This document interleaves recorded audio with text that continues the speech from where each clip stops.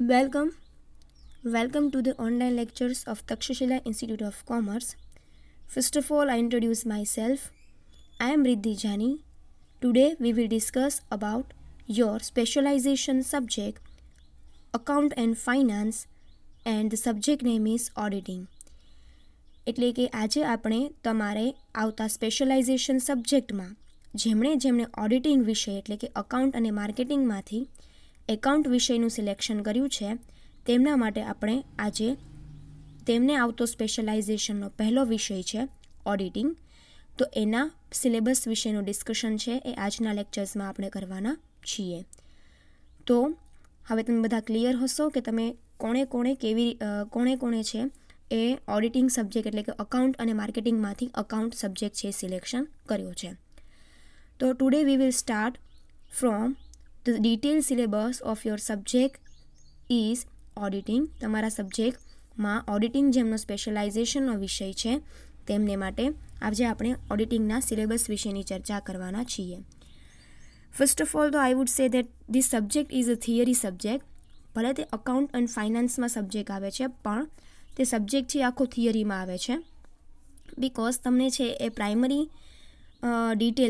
Information હોવી જોઈએ કે અકાઉન્ટ્સમાં ઓડિટિંગ છે એ શું છે, ઓડિટિંગનો મિનિંગ શું થાય છે, ઓડિટિંગ છે એ કેવી રીતે થાય છે. ઇન શોર્ટ કે તમને ઓડિટિંગ વિશે થોડી ઘણી માહિતી હોવી જોઈએ. ત્યાર પછી જ તમને છે એ અકાઉન્ટ્સ કેવી રીતે ડેવલપ થાય છે, કેવી રીતે સ્ટાર્ટ થાય છે એના વિશેની માહિતી ખ્યાલ આવે છે. એટલા માટે આ સબ્જેક્ટ છે એ ઓવરઓલ થિયરી સબ્જેક્ટ છે પણ તમારે ફાઇનાન્સ એન્ડ અકાઉન્ટમાં ઓડિટિંગ છે એ ખૂબ અગત્યનું છે. એટલા માટે ઓડિટિંગ છે એ તમારે તમારું સ્પેશિયલાઇઝેશનનો પહેલો સબ્જેક્ટ તરીકે ભણવાનું રહેશે એટલે કે સ્ટડી કરવાનું રહેશે થ્રુ આઉટ સેમિસ્ટર. તો આપણે હવે જોઈએ કે સિલેબસ છે એ કેવી રીતે છે. You all know that your all subject is divided into your 4 units. તમને બધાને ખ્યાલ જ છે કે તમારા દરેક સબ્જેક્ટ છે એ 4 યુનિટમાં ડિવાઈડ થયેલા છે. સેમ એઝ ઇટ ઇઝ તમારે ઓડિટિંગ સબ્જેક્ટ પણ 4 યુનિટમાં ડિવાઈડ થયેલો છે. તો first of all V will start from unit number 1. આપણે યુનિટ નંબર 1થી સ્ટાર્ટ કરીશું. યુનિટ નંબર 1 એ અને બી બે પાર્ટ પડે છે. યુનિટ નંબર 1 એ છે ઓડિટિંગ. તમારી સ્ક્રીન ઉપર જેમ સિલેબસ છે એના પોઈન્ટ્સ બોલું છું એ તમારી સ્ક્રીન ઉપર છે એ તમે જોઈ શકો છો. તો ફર્સ્ટ છે યુનિટ 1 એમાં ઓડિટિંગ એટલે કે ફર્સ્ટ યુનિટ છે એ બેઝિકલી તમારા દરેક સબ્જેક્ટમાં તમારા સબ્જેક્ટના ઇન્ટ્રોડક્શનના ફોર્મમાં હશે. એટલે કે દરેક સબ્જેક્ટનું ઇન્ટ્રોડક્શન છે એ સબ્જેક્ટ છે એનું ડેવલપમેન્ટ ક્યાંથી થયું હોય છે એ યુનિટ નંબર 1 છે બેઝિક તમને ઇન્ફોર્મેશન દરેક સબ્જેક્ટમાં મોસ્ટલી છે આપતું હોય છે. અહીંયા પણ ઓડિટિંગમાં પણ યુનિટ નંબર 1 છે એમાં એ છે ફર્સ્ટ એ છે એમાં પણ ઓડિટિંગ શું છે, ઓડિટિંગમાં મોસ્ટલી ઓડિટિંગ કોને કહેવાય તો કે ઓડિટિંગ એટલે કે થ્રુ આઉટ ધ યર તમે જે કોઈ પણ અકાઉન્ટિંગ ટ્રાન્ઝેક્શન કર્યા હોય છે એ અકાઉન્ટિંગ ટ્રાન્ઝેક્શન તમારા બુક્સ ઓફ અકાઉન્ટમાં સાચા લખાયા છે કે ખોટા લખાયા છે, કોઈ પ્રકારનો એરર નથી ને એ જોવા માટે through out the end of the year એટલે કે આખા વર્ષના અંતે તમે છે એ દરેક હિસાબી ચોપડાઓ એટલે કે દરેક અકાઉન્ટિંગ બુક્સ હોય છે એનું શું કરો છો, ચકાસણી કરો છો, એનાલિસિસ કરો છો અને કોઈ ભૂલ હોય તો એને શોધો છો. તો એ આખી પ્રક્રિયા છે એને શું કહેવામાં આવે છે, ઓડિટિંગ તરીકે ઓળખવામાં આવે છે. ઇન સિમ્પલ વર્ડ્સ આપણે કહીએ તો at the end of the year એટલે કે વર્ષના અંતે તમે જ્યારે તમારા દરેક પ્રકારના હિસાબી ચોપડાઓમાં અકાઉન્ટિંગ એન્ટ્રીઝ કરી નાખો છો એ પછી જે કાંઈ પણ સાચા છે કે ખોટા એ તપાસવાની આખી પ્રક્રિયાને ઓડિટિંગ તરીકે ઓળખવામાં આવતું હોય છે. તો ઓડિટિંગ છે એ શું છે, એનું ઇન્ટ્રોડક્શન, એનો પરિચય, પ્રસ્તાવના, મિનિંગ એટલે અર્થ અને ડેફિનેશન એટલે વ્યાખ્યા. સેકન્ડ ટોપિક છે કેરેક્ટરિસ્ટિક્સ ઓફ ઓડિટિંગ એટલે કે ઓડિટિંગના લક્ષણો. બરાબર, ઓડિટિંગના લક્ષણો શું છે એના વિશેની ચર્ચા હશે. પછીનો ટોપિક છે બુકકીપિંગ, અકાઉન્ટિંગ, ઓડિટિંગ એન્ડ ઇન્વેસ્ટિગેશન. બુકકીપિંગ એટલે નામું થાય, અકાઉન્ટિંગ એટલે નામા પદ્ધતિ, ઓડિટિંગ એટલે ઓડિટિંગ જ થશે અને ઇન્વેસ્ટિગેશનને ગુજરાતીમાં કહેવાય છે અન્વેષણ. એટલે બુકકીપિંગ કોને કહેવાય છે, નામું કોને કહેવાય, નામા પદ્ધતિ અકાઉન્ટિંગ કોને કહેવાય, ઓડિટિંગ કોને કહેવાય અને ઇન્વેસ્ટિગેશન એટલે કે અન્વેષણ કોને કહેવાય. એન્ડ ધેન પછીનો ટોપિક છે advantages and disadvantages of audit, એટલે કે ઓડિટના ફાયદાઓ અને ગેરફાયદાઓ. અને લાસ્ટ ટોપિક છે unit 1A objective of audit, એટલે કે ઓડિટના હેતુઓ. ઓડિટ કયા હેતુને ધ્યાનમાં રાખીને કરવામાં આવે છે. તો તમારું યુનિટ 1A છે, એમાં તમારે પ્રાઇમરી ઇન્ફોર્મેશન, ઓડિટિંગ શું છે, ઓડિટિંગના લક્ષણો શું છે, તેના ફાયદાઓ શું છે, એડવાન્ટેજીસ એન્ડ ડિસએડવાન્ટેજીસ, ફાયદાઓ અને મર્યાદાઓ વિશે તમારે અભ્યાસ કરવાનો છે. Unit 1B types of audit. ઓડિટના અલગ અલગ પ્રકારો પડે છે. ટાઈપ્સ એટલે પ્રકારો. ઓડિટના અલગ અલગ પ્રકારો પડે છે, તો એ પ્રકારો વિશેની ડિટેલમાં ચર્ચા આપણે કરીશું. Classification of audit on the basis of nature wise, scope wise, એટલે કે ઓડિટ છે એના પ્રકારોને અમુક હેતુઓને ધ્યાનમાં રાખીને કરવામાં આવે છે. ફોર એક્ઝામ્પલ નેચર વાઇઝ એટલે કે સ્વરૂપ પ્રમાણે, સ્કોપ વાઇઝ એટલે કે કાર્યક્ષેત્ર પ્રમાણે. સ્કોપ એટલે કાર્યક્ષેત્ર, નેચર એટલે સ્વરૂપ. તો classification of audit on the basis of nature and scope wise, scope પ્રમાણે અને નેચર પ્રમાણે ઓડિટનું ક્લાસિફિકેશન, વર્ગીકરણ, બરાબર. અને ઓડિટ અને યુનિટ 1B લાસ્ટ ટોપિક છે conduct of audit and audit by function. તો કે આ પણ ઓડિટનો એક પ્રકાર જ છે કે ઓડિટ છે એ કાર્યો પ્રમાણે કેવી રીતે હોય છે, કાર્ય પ્રમાણે ઓડિટના પ્રકારો. તો યુનિટ નંબર 1A અને બીમાં તમારે ઓડિટ વિશેનો પ્રાઇમરી ઇન્ફોર્મેશન કે પ્રાથમિક પરિચય છે એ તમારે જોવાનો રહેશે. યુનિટ 2A, યુનિટ 2માં પણ 2 પાર્ટ છે, યુનિટ 2A અને યુનિટ 2B. યુનિટ 2Aનું નામ છે ઓડિટ પ્રોસેસ. ઓડિટ પ્રોસેસ કેવી રીતે સ્ટાર્ટ કરવી, ઓડિટ કેવી રીતે સ્ટાર્ટ કરી શકાય, ઇન બિટવીન ઓડિટ છે એ સ્ટેપ બાય સ્ટેપ આખી કેવી પ્રોસેસ છે, કેવી રીતે આખા વર્ષના અંતે તમે જે કાંઈ પણ ઓડિટ કરો છો એની થ્રુઆઉટ ધ યર કેવી પ્રોસેસ હોવી જોઈએ, કેવી રીતે તમારે ઓડિટ છે એ કરવાનું છે, એના વિશેની આખી પ્રોસેસ છે, એને ગુજરાતીમાં પ્રક્રિયા કહેવાય છે. તો ઓડિટ પ્રોસેસ શું છે, એમાં ફર્સ્ટ ટોપિક છે ઓડિટ નોટબુક.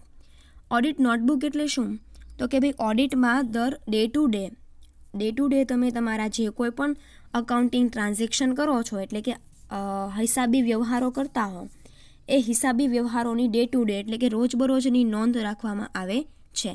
એ ક્યાં રાખવામાં આવે છે, તો કે ભાઈ ઓડિટ નોટબુકમાં રાખવામાં આવે છે. તમારા ડે ટુ ડે ટ્રાન્ઝેક્શનને તમે જ્યાં રાખતા હો, જે જગ્યાએ નોટ કરતા હો, લખતા હો, એને ઓડિટ નોટબુક તરીકે ઓળખવામાં આવે છે. તો એ ઓડિટ પ્રોસેસનો એક પાર્ટ છે, એક ટોપિક છે.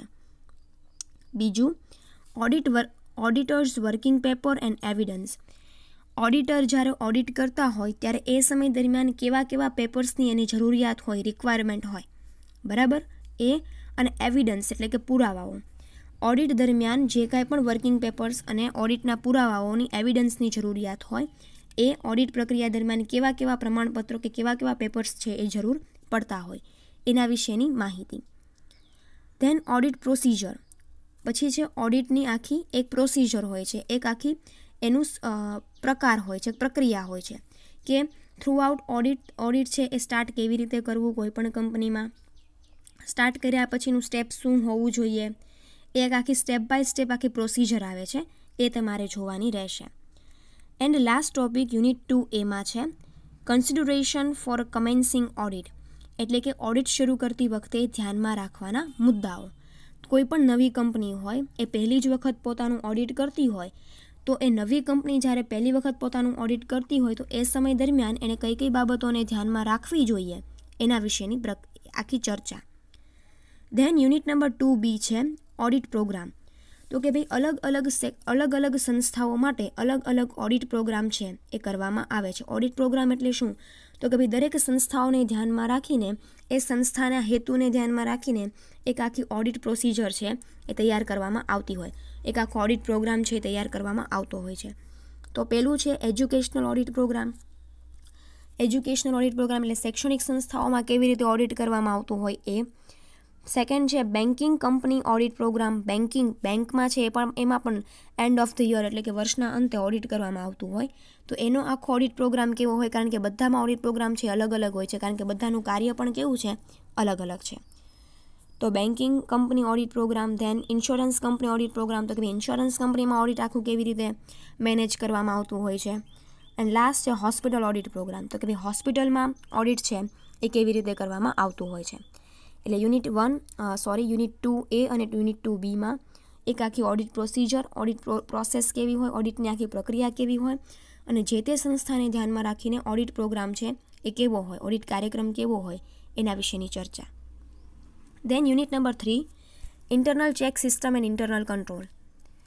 Internal check system and internal કંટ્રોલને ગુજરાતીમાં કહેવાય છે આંતરિક તપાસની પ્રક્રિયા કે પદ્ધતિ અને આંતરિક અંકુશ. આંતરિક તપાસની પ્રક્રિયા અને પદ્ધતિ અને આંતરિક અંકુશ. આંતરિક ઇન્ટરનલ ચેક સિસ્ટમ અને ઇન્ટરનલ કંટ્રોલ છે એ જનરલી કંપનીની ઇન્ટરનલ એક્ટિવિટી હોય એની સાથે જોડાયેલા છે.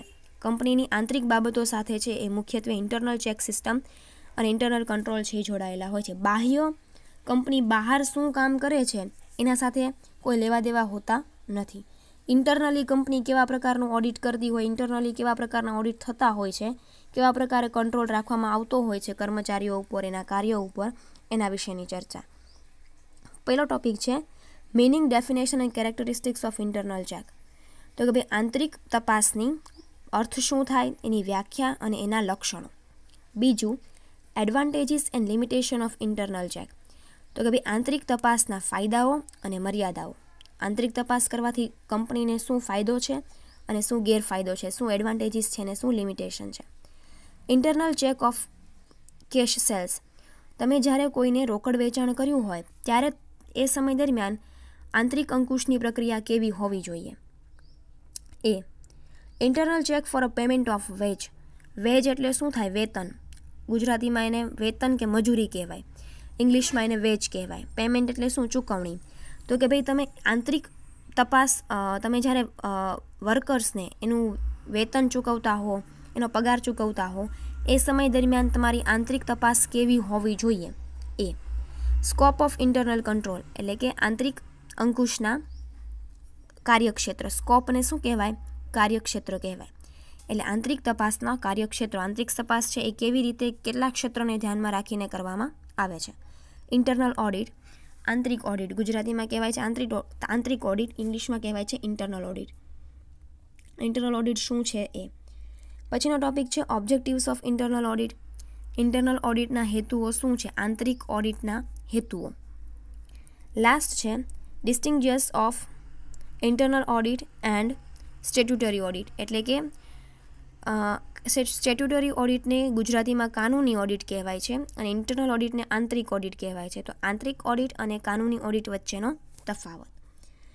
In short, unit number 3 is based on your internal activity of company or any business. એટલે કે કંપનીની આંતરિક બાબતો સાથે કંપનીનું જે આંતરિક ઓડિટ કરવાનું હોય, ઇન્ટરનલ એક્ટિવિટી હોય, એના સાથે જોડાયેલું છે તમારું યુનિટ નંબર 3. લાસ્ટ છે unit number 4 recent trend in auditing. એટલે કે વર્તમાન સમયમાં અલગ અલગ કંપનીઓ કેવા કેવા પ્રકારના ઓડિટ છે એ કરે છે, કે કેવા કેવા પ્રકારના ઓડિટનો અત્યારે ટ્રેન્ડ છે. વર્તમાન પ્રવાહોના આધારે ઓડિટ પ્રોગ્રામ કે ઓડિટિંગ. વર્તમાન સમયને ધ્યાનમાં રાખીને કંપની, મોસ્ટ ઓફ કંપનીઓ છે એ કેવા કેવા પ્રકારનું ઓડિટ અત્યારે કરતી હોય છે. ફર્સ્ટ ટોપિક છે કોસ્ટ ઓડિટ. તો કે ભાઈ કોસ્ટ ઓડિટ કોને કહેવાય? કોસ્ટ ઓડિટને આપણે ગુજરાતીમાં પડતર ઓડિટ તરીકે ઓળખીએ છીએ, ઇંગ્લિશમાં એને કોસ્ટ ઓડિટ કહેવાય. કોસ્ટ ઓડિટ એટલે કે એનો મિનિંગ એટલે એનો અર્થ, ઓબ્જેક્ટિવ્સ એટલે એના હેતુઓ, મેરિટ્સ એન્ડ ડીમેરિટ્સ એટલે કે એના ફાયદા અને મર્યાદાઓ, અને distinguish of financial audit and cost audit એટલે કે નાણાકીય ઓડિટ અને પડતર ઓડિટ વચ્ચેનો તફાવત. ફિનાન્શિયલ ઓડિટને ગુજરાતીમાં નાણાકીય ઓડિટ કહેવાય છે અને કોસ્ટ ઓડિટને ગુજરાતીમાં પડતર ઓડિટ કહેવાય છે. તો નાણાકીય ઓડિટ અને પડતર ઓડિટ વચ્ચેનો તફાવત. એન્ડ ધેન પછીનો ટોપિક છે મેનેજમેન્ટ ઓડિટ એટલે કે સંચાલકીય ઓડિટ. ગુજરાતીમાં એને સંચાલકીય ઓડિટ કહેવાય, ઇંગ્લિશમાં કહેવાય મેનેજમેન્ટ ઓડિટ. મિનિંગ એટલે એનો અર્થ શું છે, ઓબ્જેક્ટિવ્સ એટલે એના હેતુઓ શું છે, distinguish of management audit and statutory audit એટલે કે સંચાલકીય ઓડિટ અને કાનૂની ઓડિટ વચ્ચેનો તફાવત. ઇન શોર્ટ એવું કહેવા માગે છે કે ઘણી બધી કંપનીઓ કોસ્ટ ઓડિટ કરતી હોય છે, ઘણી બધી કંપનીઓ મેનેજમેન્ટ ઓડિટ કરતી હોય છે વર્તમાન સમયમાં. Tax audit. ટેક્સ ઓડિટ કોને કહેવાય? ટેક્સ ઓડિટ એટલે કરવેરાનું ઓડિટ. કરવેરાનું ઓડિટ કોને કહેવાય? અને ઇન્ક્લુડિંગ કરંટ સ્લેબ એટલે કે થ્રુ આઉટ ધ બજેટ, એટલે કે બજેટ જ્યારે સરકાર છે બહાર પાડે છે ત્યારે એ પોતાના અલગ અલગ એક ટેક્સના સ્લેબ છે એ નક્કી કરે છે. તો એ કરંટ ટેક્સ સ્લેબને પણ તમારે થોડા ઘણા અહીંયા ધ્યાનમાં લેવાના આવશે. કરવેરાના કહેવાય ને ધોરણો નક્કી કર્યા હોય, સરકાર જ્યારે બજેટ પાડે ત્યારે કરવેરાના એક ચોક્કસ ધોરણો નક્કી કર્યા હોય, તો એને પણ તમારે ટેક્સ ઓડિટમાં છે એ થોડા ઘણા સમજવાના છે.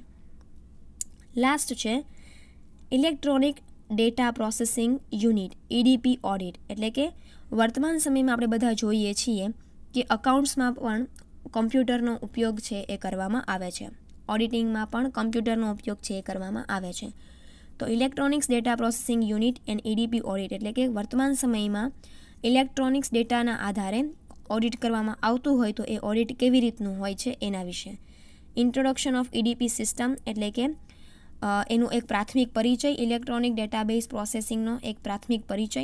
ટાઈપ્સ ઓફ કોમ્પ્યુટર, એટલે કે કેવા પ્રકારના કોમ્પ્યુટર છે એ ઇલેક્ટ્રોનિક્સ ડેટા પ્રોસેસિંગ ઓડિટમાં ઉપયોગમાં લેવામાં આવે છે.